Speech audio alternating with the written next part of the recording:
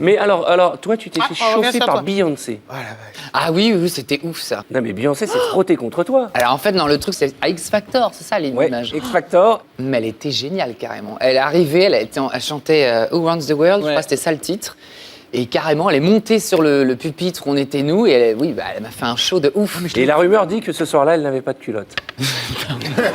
Non, mais dis-nous la vérité. Non, elle avait une culotte. Donc tu as regardé. T'as regardé? C'est fou. Non, mais Alors- oui, bah, elle est devant.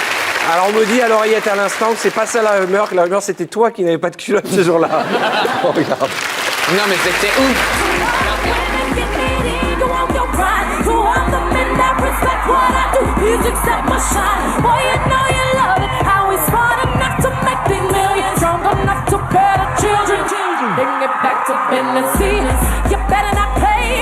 Non, mais elle est géniale.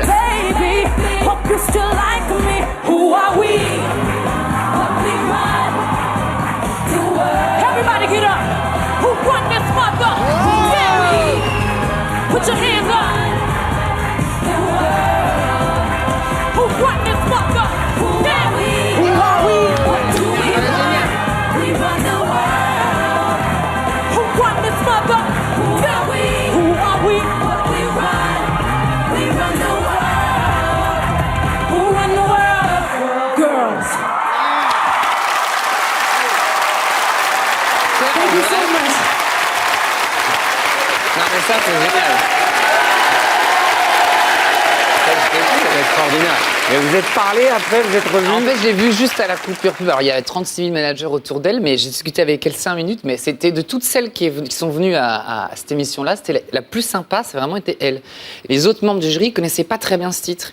Et quand elle a démarré son titre, elle était en train de chanter, et moi je faisais le playback en même temps qu'elle en fait. Et donc la caméra était juste au-dessus de moi, et depuis le début du morceau, elle voyait que je kiffais le morceau. Et c'est pour ça qu'elle est arrivée, après elle m'a dit ouais, Merci. that was good. Elle avait kiffé que j'aime bien son titre. Mais elle en parle à C'était tout le monde, hallucinant. Ah, Oui, à chaque fois, elle dit. Tout le temps. Un jour, je vais toucher les cheveux de Christophe Non, mais Willem. attends.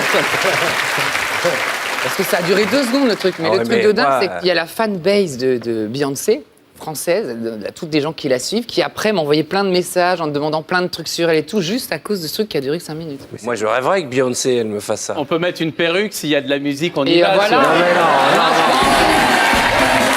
Non,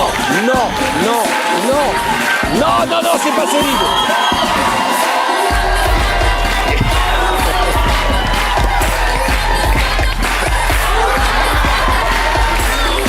Mais c'est pas possible.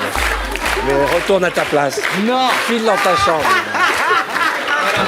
C'est pas possible. Voilà la Regarde. différence entre les Américains et les Français. Oh là, c'est Là, pas il vient de se possible. créer un dos pour la prochaine émission. Attends, mais moi, je suis parti en... Comment t'appelles ça? Trump. En crump. Un crump. Je suis parti sur un double crump. Un triple Trump. Un triple crump. Ouais. Et tu nous as fait un crumble.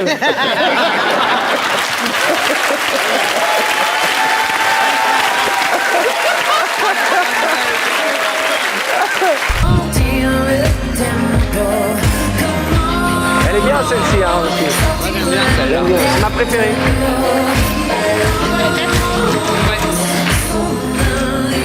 Non mais franchement, je trouve que c'est le son, c'est un son qui t'est propre, le son de cet album. Bah, merci. À qui je peux l'offrir?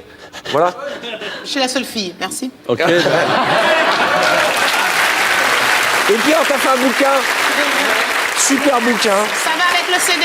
Ouais, c'est comme Ça va un, avec le CD. c'est comme un agenda. En fait, c'est comme, ce sont des moments forts de la préparation de l'album, C'est comme un carnet de bord, voilà. Et En après, fait, c'est dedans, fait quoi. avec Elodie. Voilà. Elodie Suego, c'est une critique musicale. Et l'axe qu'elle a pris, je trouve bien, c'est que on remonte à travers les 5 albums.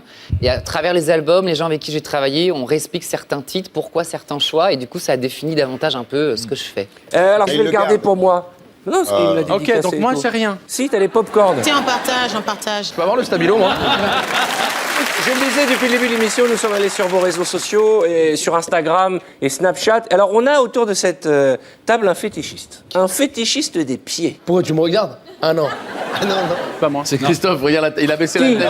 C'est Christophe. Qui kiffe de prendre en photo ses pieds toute la journée? Qu'est-ce qui se passe? C'est un fantasme? Pourquoi tu es pédo-pied? Oui. Tu es pied fétichiste, comme on dit? Fétichiste du... Bah, pédophile, hein.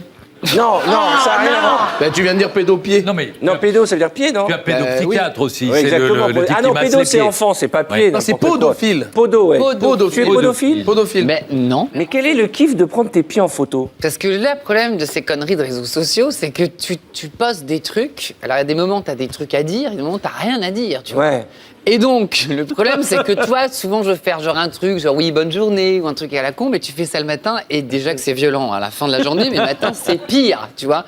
Donc, tu cherches la bonne lumière, le bon filtre et tout, Et et ça quand finit- tu vois que c'est mort, Tu fais les pieds. tu dis, bon, allez, on lâche tout l'affaire, on fait avec les pieds. Tu vois, donc c'est pour ça que j'ai pas Je suis mal pas de... tout à fait d'accord. Un type qui Tout de photographie pied. ses pieds, c'est un type qui veut photographier sa bite, et si elle n'est pas là, on voit les pieds. Ça a du sens. Tu Qui fais des a selfies. déjà... Non, parce que c'est une maladie mentale. Qui a déjà mis sur les réseaux sociaux une photo de ses pieds? Non, mais je suis sûr que vous avez déjà... Jamais. Mais toi, t'en mets 40 000. En story, souvent. Ah oui, mais les Non, mais stories, nous, 40 on 000. les garde. 40 Regardez 000 pieds, les c'est petits pieds en spaghetti, les tagliatelles de notre ami Christophe Willem.